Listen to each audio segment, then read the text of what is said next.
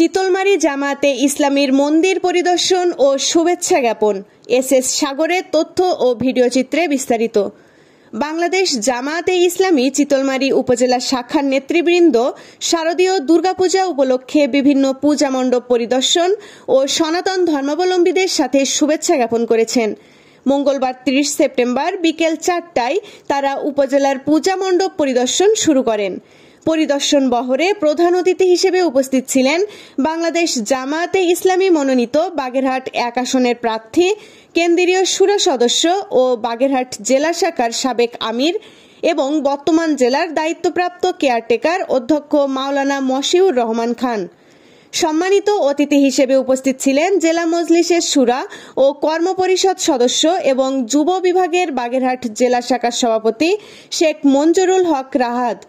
বিশেষ অতিথি হিসেবে উপস্থিত ছিলেন চিতলমারী উপজেলা ছাত্র শিবিরের সাবেক সভাপতি ও ইন্ডাস্ট্রিয়ালিস্ট অ্যান্ড বিজনেসম্যান ওয়েলফেয়ার ফাউন্ডেশনের সদস্য বিশিষ্ট ব্যবসায়ী শেখ কামরুল ইসলাম।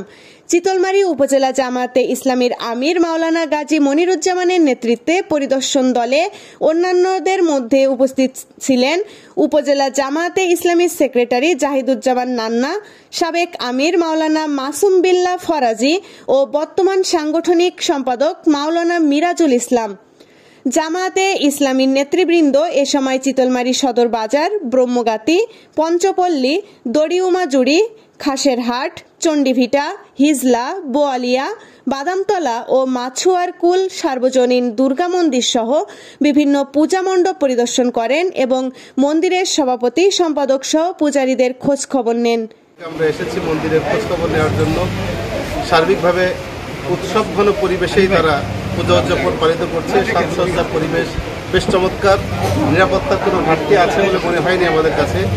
সব মিলিয়ে খুব সুন্দরভাবেই পূজা উৎসব পালিত হচ্ছে।